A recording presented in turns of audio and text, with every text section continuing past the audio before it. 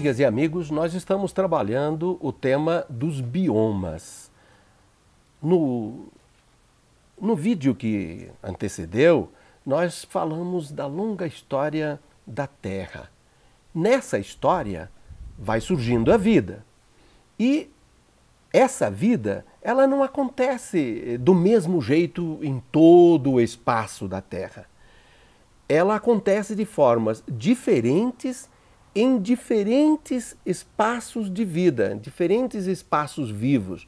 E quando a gente diz diferente, significa uma combinação entre a atmosfera, entre a umidade, as chuvas, o regime de águas, o tipo de vegetação, o solo, o que tem no subsolo, todos estes elementos que combinados, relacionados entre eles, criam um espaço vivo.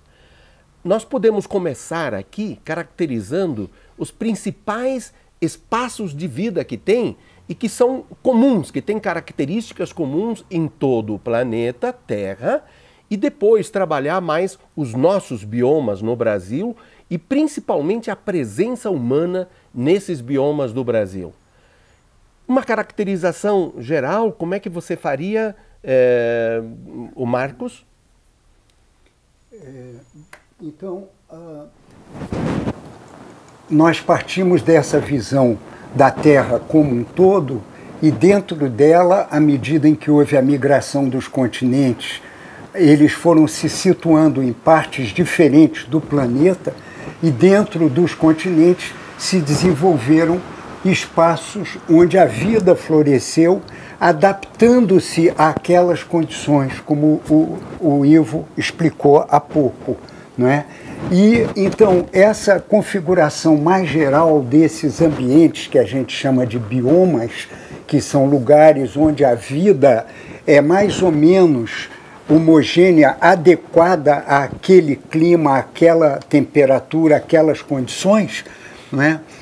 Há uma categorização mais geral e uma mais específica para cada continente, para cada país. Como o Brasil é quase um continente, ele tem, tradicionalmente se tem falado em 6 biomas aqui no Brasil, não é? Nós vamos falar em até 8 biomas, que o Ivo vai comentar daqui a pouco, não é? Mas na Terra nós temos biomas mais gerais. Então, por exemplo, o bioma florestas, não é? É considerado um bioma porque em todo lugar onde há floresta, há qualificações que permitiram que se desenvolvessem árvores, não é? Tanto árvores sem frutos, como árvores de flores e frutos, que são os angiospermas, não é? E diferentes tipos de árvores se adaptaram e passaram a existir em diferentes meios ambientes, que são os biomas e os ecossistemas. Há 4 tipos de floresta, cada uma é um bioma específico, não é? Então tem as florestas equatoriais, como a Amazônia, tem a floresta tropical, como a Mata Atlântica, tem a floresta temperada, como são as matas dos Pampas, não é? Na Argentina e no Brasil e no Paraguai, e tem a floresta boreal ou taiga, que é a floresta das áreas do Ártico, não é? Então, isso é só um exemplo de vários tipos de um bioma, que é o bioma floresta. E há também outros biomas, como as savanas e os cerrados, que são de vegetação baixa, etc., não é? Em temperaturas que vão entre o trópico e o Equador. Naquela faixa do Equador você tem um bioma equatorial, com as suas florestas e tal, e também com o deserto. Obra humana, criamos desertos numa área que podia ser, ou já tinha sido, muito rica em biodiversidade. E depois tem planícies e campos, tem terras alagadas, que são, no caso, o Pantanal, não é? Então, há essa diversidade de biomas mundo afora, no Brasil. Isso, nós vamos então trabalhar aqui no Brasil nós vamos inclusive inovar, né? nós estamos inovando, estamos provocando um debate sobre essa questão da identificação dos biomas no Brasil. E nós vamos falar lá no final, que é o que nós chamamos bioma do deserto no Brasil.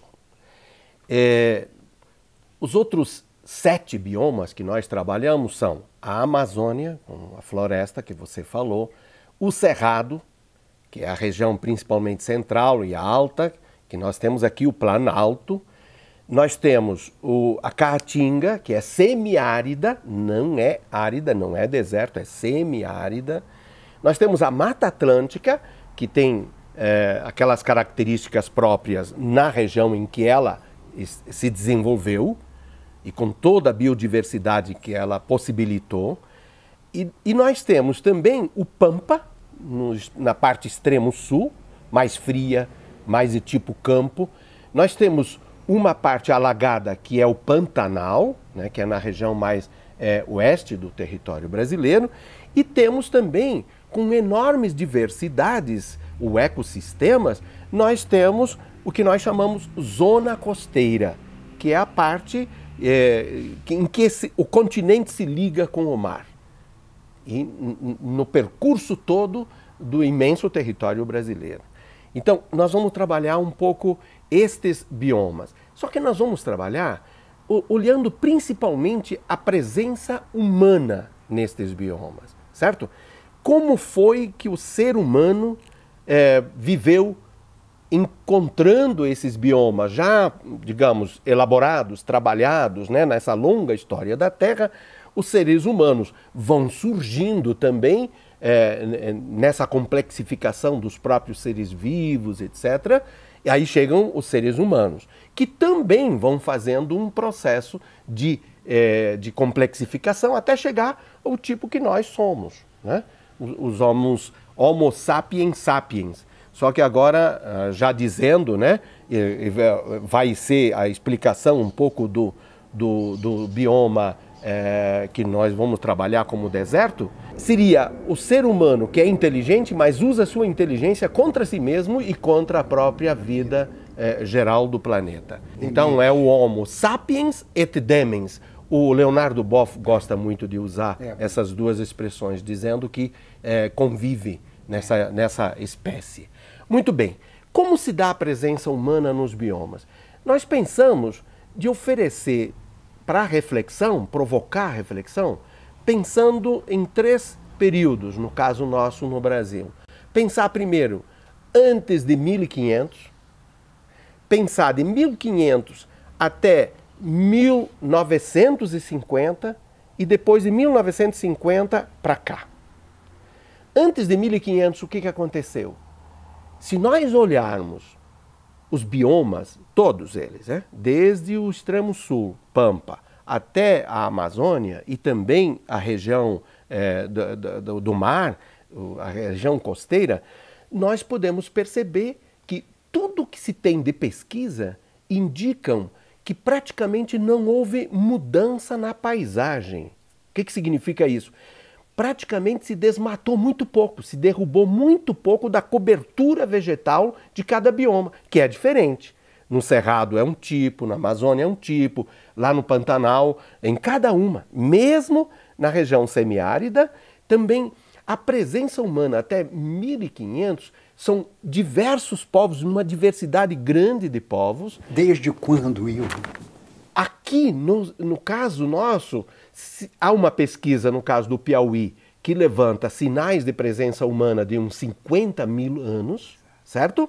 Agora, no caso do Cerrado, por exemplo, se pensa assim, bom, há ainda muito debate sobre essa presença humana de 50 mil anos.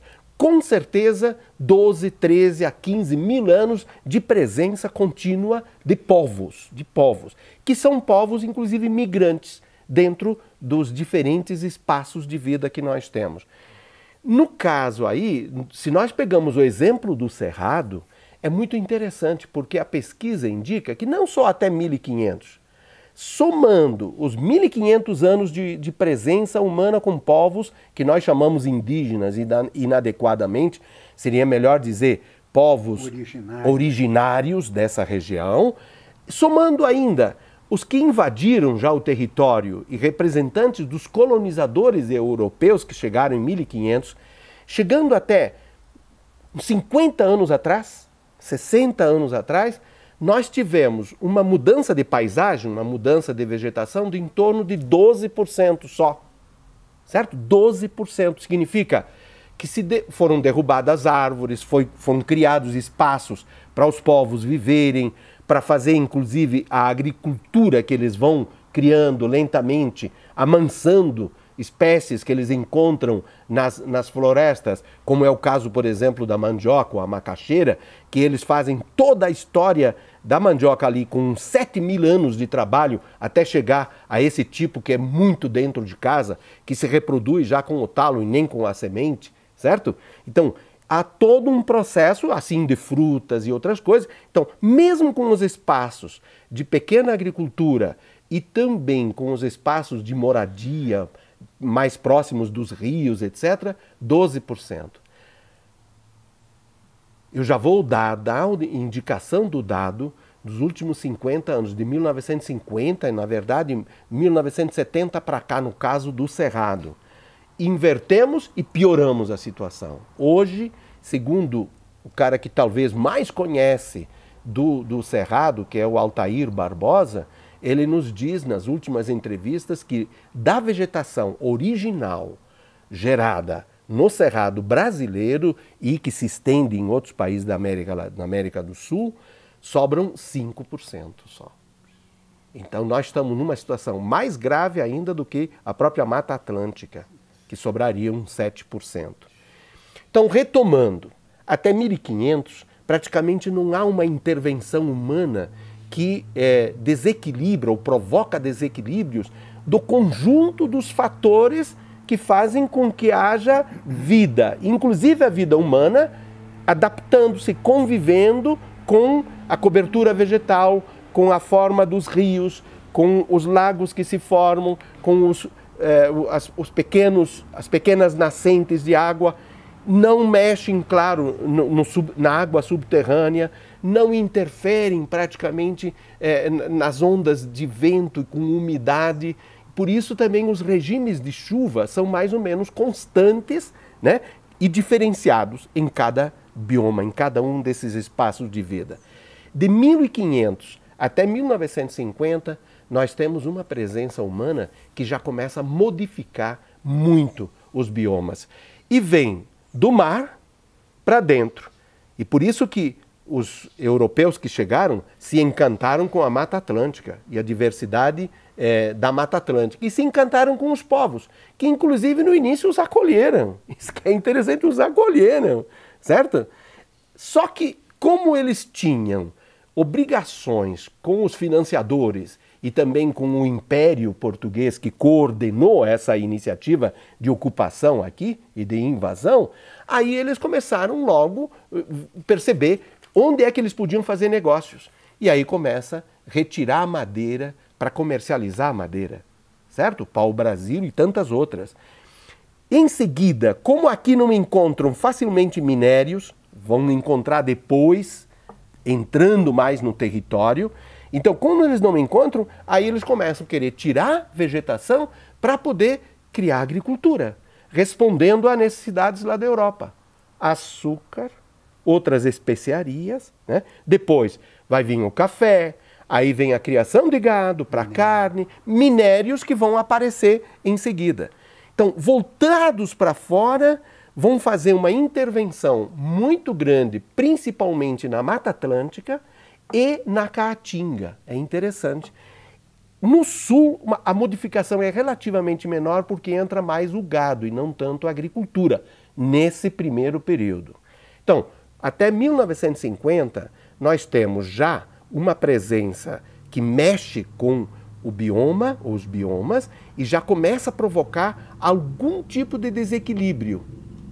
Só que não se dão conta do desequilíbrio os seres humanos. De 1950 para cá, aí a característica da presença humana é a velocidade com que modificam os biomas. É a velocidade com que se tira a cobertura vegetal para implantar intencionalmente formas de agricultura, formas de criação, principalmente de gado, e aí sempre voltados de novo para fora, no caso nosso, para exportação, e fazem uma mudança que gera desequilíbrios enormes. E é isso que, inclusive, a gente quer que o pessoal possa perceber na sua região, no seu próprio bioma. Agora, veja, no caso do Cerrado, eu já referi antes, é nesse período que se parte de 12%, menos de 12% que se tinha modificado, parte para acabar praticamente com a cobertura vegetal do Cerrado. E como se faz uma implantação de agricultura com monoculturas, com plantações de extensão imensa, aí se tem que se adaptar o solo à semente, e quanto mais a semente é artificial, mais ainda a gente tem que corrigir o solo, modificar o solo para poder entrar, e mais ainda precisa de água, certo? Então, combinando todos esses fatores, nós temos uma modificação no Cerrado terrível e que nós começamos a sentir mais recentemente na crise da água. Nós já estamos com crise da água. Brasília está fazendo a primeira experiência de ter que racionar água para a população, certo? São Paulo sentiu isso antes, e tanto o Cerrado como a Mata Atlântica, é importante a gente se dar conta que cada bioma tem a sua própria forma de vida, mas se relaciona com os outros biomas. E então, um pesquisador em particular, o Antônio Nobre, ele nos ajudou a sistematizar essa informação da relação entre os biomas. E ele dizia o seguinte: lá o pessoal da Mata Atlântica foi acabando com a Mata Atlântica e dizia não tem problema, porque continua chovendo, continua tendo umidade. E de fato, ele diz, isso aconteceu por quê? Porque havia a floresta amazônica praticamente inteirinha, não havia modificações lá. Então, vinha a umidade da Mata Atlântica, porque ela produz grande quantidade de umidade, combinada inclusive com a que chega do mar, e aí com os ventos se formam os rios voadores e carregam umidade para a região sudeste do Brasil. Então, Só que agora começa o desequilíbrio. E por quê? Diz o pesquisador. Porque agora já tem desequilíbrio também na Amazônia. Então, o mesmo modelo que se fez no Cerrado, agora se avança na Amazônia para fazer a mesma coisa. Cortar a vegetação, a floresta, para poder implantar nossos projetos de produção agrícola e pecuária, de criação de animais. Fazendo isso, no caso da Amazônia brasileira, já se desmatou 20%, isso significa 3 vezes todo o território do estado de São Paulo. Isso já começa a provocar desequilíbrios na própria Amazônia, e se somam esses desequilíbrios com os que são provocados pelas mudanças climáticas no sentido global do planeta, e esse vai ser o tema nosso no segundo período do nosso processo de formação. Então, já não produz tanta umidade, já os rios aéreos não são carregados de tanta, não chega a umidade suficiente, e aí começa a crise de água nos biomas que foram tremendamente modificados, que já não tem praticamente cobertura vegetal original e já não tem, portanto, como guardar umidade, como gerar umidade, e aí começa a ter desequilíbrios entre os próprios biomas e em cada bioma. Então, resumindo, esse último período, dos anos 50 para cá, a agricultura é submetida à indústria, a indústria aumenta a velocidade de sua capacidade de produção, porque introduz novas tecnologias, até chegar à robótica, até chegar ao uso de computadores, etc. E aí então a velocidade aumenta. E como a agricultura é submetida à indústria, também a agricultura aumenta a sua capacidade de ser mais rápida na modificação do que se encontra nos biomas para poder adaptá-los para a iniciativa intencional de agricultura. Isso faz com que nós estejamos num país tremendamente ameaçado no seu equilíbrio hídrico e também na forma de convivência dos seres humanos com o próprio bioma. Se não conseguirmos reverter isso com formas diferentes de convivência com o bioma, portanto, com formas diferentes de produzir alimentos, com formas diferentes de relacionar com os biomas, inclusive reconstruindo florestas, reconstruindo a cobertura vegetal, nós poderemos ter cada dia mais dificuldades de poder continuar vivendo nestes jardins que a Terra preparou. E aí, usando o conhecimento de um antropólogo que escreve um livro sobre o sonho da Terra, e ele dizia: o sonho da Terra era um dia ser inteligente. E nós, seres humanos, seríamos a expressão da inteligência da Terra, certo? Só que ele diz, em pouco tempo, na longa história da Terra, viramos o pesadelo dela, certo? Então nós estamos nessa situação, nesse momento. Todos os nossos biomas estão ameaçados, certo? Todos os nossos biomas estão ameaçados, de formas diferentes. Por exemplo, se você pega o Pantanal, ele já é ameaçado com as mudanças que tem no Cerrado. Por quê? Porque as águas do Pantanal, em 85%, dependem das águas do Cerrado. Então, nesse sentido, já um problema. Mas há iniciativas de hidrelétricas que querem interromper ainda esses rios não tão grandes que entram no Pantanal, e isso é uma ameaça enorme. E há também um crescimento de pecuária, no caso ali, e há também iniciativas de agricultura, querendo lá entrar de novo com soja, plantação de cana-de-açúcar, certo? E, por último, a mineração. Então, estas iniciativas estão, digamos, dando velocidade a um desequilíbrio e ameaças para o Pantanal. Se você pega a caatinga semiárida, nós podemos dizer o seguinte, que fora os grupos humanos, desde os indígenas e os outros, e é o tema que nós vamos falar no próximo vídeo, que tentam conviver com o semiárido, na verdade, o semiárido está sendo cada vez mais dizimado, na sua vez, na cobertura vegetal, e com iniciativas econômicas de agricultura, de novo, de produção de energia e de mineração, e também, no caso próximo do mar, com construção de portos, etc., que estão agravando o equilíbrio do bioma caatinga. Posso Diga? entrar para diversificar um pouco a fala?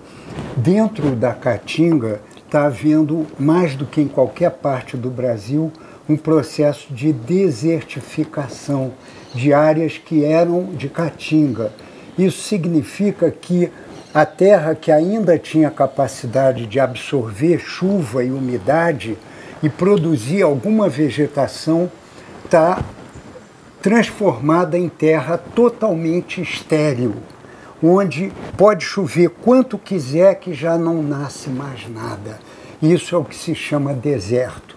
E a nossa pesquisa chegou a essa conclusão de que a Amazônia, que é o maior em área, é o maior bioma, depois o Cerrado, depois a Mata Atlântica, depois tem a Caatinga, são esses 4 maiores, pois uma parte da Caatinga já virou deserto, a um ponto tal que o deserto é o 5º bioma em área. Depois dele ainda tem os Pampas e o Pantanal e as zonas costeiras. Portanto, ele merece ser concebido como bioma. 230 mil quilômetros quadrados já são deserto no nosso território nacional.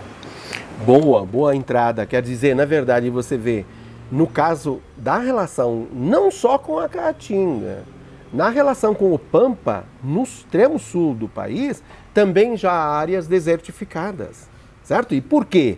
De novo, por uma péssima relação humana com as condições de vida do Pampa. E aí a entrada, principalmente, de todo o pacote da soja, né? E agora agravado, inclusive, com as plantações de eucaliptos para a celulose, para o papel, etc. Pecuária. E a pecuária, que é mais tradicional, nós temos áreas de desertificação também no Pampa, no sul, além das outras dificuldades que tem, nas outras modificações. Eu acho que a última indicação seria para a zona costeira. A zona costeira está sendo tremendamente modificada nas suas condições geradas pela própria terra, seja por iniciativas de construção de cidades. Nós temos ali mais de 50 milhões da população brasileira que estão nessa faixa próxima do mar e se multiplicam.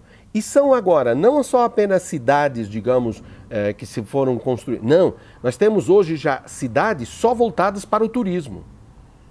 E depois nós temos, inclusive, todas as redes de hotéis, inclusive internacionais, para o turismo, certo?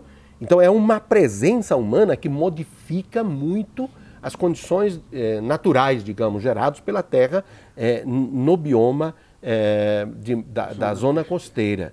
Por outro lado, nós temos iniciativas econômicas de outro tipo, como, por exemplo, a criação de moluscos, de espécies ali, né?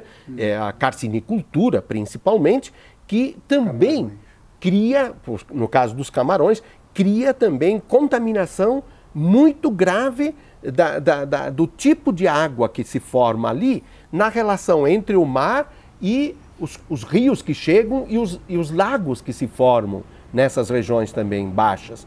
Aí se formam os lagos e há uma contaminação através desta forma de criatório, muito condensada e com muito produto químico, obviamente. E por fim, quem sabe, a mais recente são as empresas de produção de energia eólica, que também se implantam nessa área para aproveitar os ventos, mas agridem as comunidades, agridem todo o sistema de dunas, por exemplo, e também terminam interferindo na possibilidade de equilíbrio do bioma zona costeira. Nós daremos um passo no próximo vídeo tentando não apenas continuar a reflexão sobre a presença humana nos biomas, nós vamos tentar pensar a partir de diferentes práticas nessas relações com os biomas, como nós podemos, quem sabe, trabalhar uma perspectiva diferente de convivência com os biomas e que mudanças ou que modificações na nossa vida nós deveremos fazer para que se possa, de fato, trabalhar na perspectiva de construção de sociedades do bem viver ou do bom viver, como os nossos povos indígenas nos provocam a pensar.